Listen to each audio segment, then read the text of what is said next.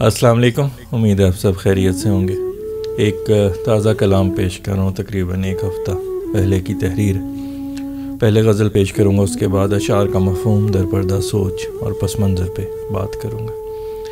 تو غزل پیش کر رہا ہوں۔ خلوص و انس کی ترغیب دے دو، خلوص و انس کی ترغیب دے دو، وہی کھوئی ہوئی تہذیب دے دو، وہی کھوئی ہوئی تہذیب دے دو۔ خلوص و انس کی ترغیب دے دو، وہی کھوئی ہوئی تہذیب دے دو، جو ہو محفوظ شر سے دشمنوں کے، جو ہو محفوظ شر سے دشمنوں کے، وہ گھر ناقابل تخریب دے دو، وہ گھر ناقابل تخریب دے دو، جو ہو محفوظ شر سے دشمنوں کے، وہ گھر ناقابل تخریب دے دو۔ تمہاری دید سے ہے عید ہوتی، تمہاری دید سے ہے عید ہوتی، مجھے خوشیوں کی ایک تقریب دے دو، مجھے خوشیوں کی ایک تقریب دے دو۔ تمہاری دید سے ہے عید ہوتی، مجھے خوشیوں کی ایک تقریب دے دو۔ اذیت ناک ہیں یادیں تمہاری، اذیت ناک ہیں یادیں تمہاری، بھلانے کی کوئی ترکیب دے دو، بھلانے کی کوئی ترکیب دے دو۔ اذیت ناک ہیں یادیں تمہاری، بھلانے کی کوئی ترکیب دے دو۔ محل تھے ریت کے سب خواب میرے، محل تھے ریت کے سب خواب میرے، مجھے کچھ قابل تنصیب دے دو، مجھے کچھ قابل تنصیب دے دو۔ محل تھے ریت کے سب خواب میرے، مجھے کچھ قابل تنصیب دے دو۔ ہوئے بے ربط تحریر و تکلم، ہوئے بے ربط تحریر و تکلم، میرے الفاظ کو ترتیب دے دو، میرے الفاظ کو ترتیب دے دو۔ ہوئے بے ربط تحریر و تکلم، میرے الفاظ کو ترتیب دے دو۔ خلوص و انس کی ترغیب دے دو، وہی کھوئی ہوئی تہذیب دے دو۔ جی یہ تھی غزل، امید ہے آپ کو پسند آئی ہوگی۔ اب اشعار کا مفہوم، در پردہ سوچ اور پس منظر پہ بات کروں گا۔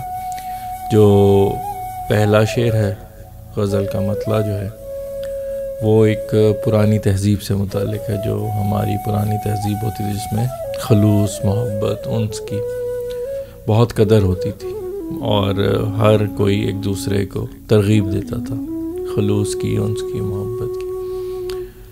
تو اس کے متعلق ہے، خلوص و انس کی ترغیب دے دو، وہی کھوئی ہوئی تہذیب دے دو۔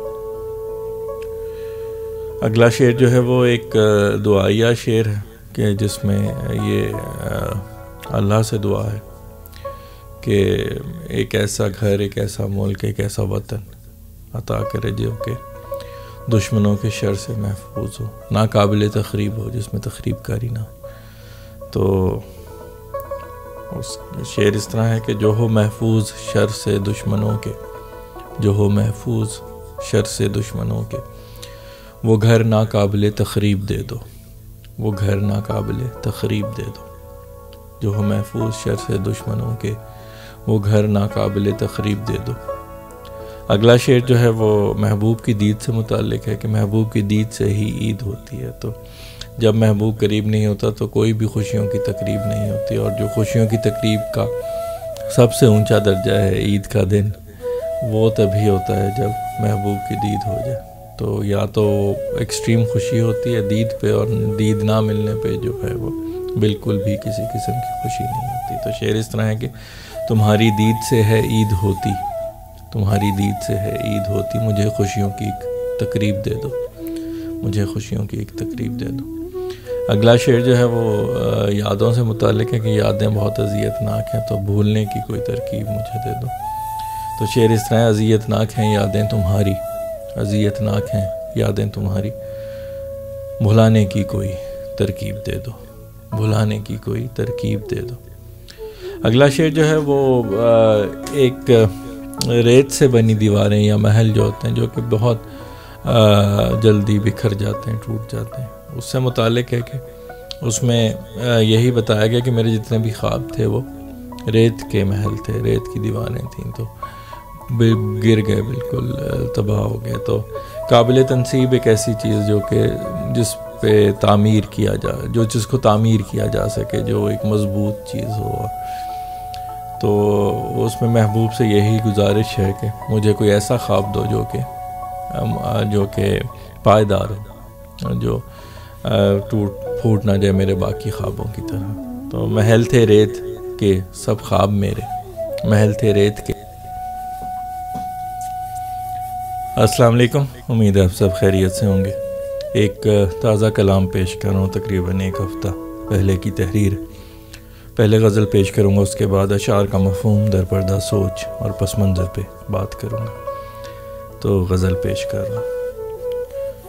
خلوص و انس کی ترغیب دے دو، خلوص و انس کی ترغیب دے دو، وہی کھوئی ہوئی تہذیب دے دو، وہی کھوئی ہوئی تہذیب دے دو. خلوص و انس کی ترغیب دے دو، وہی کھوئی ہوئی تہذیب دے دو.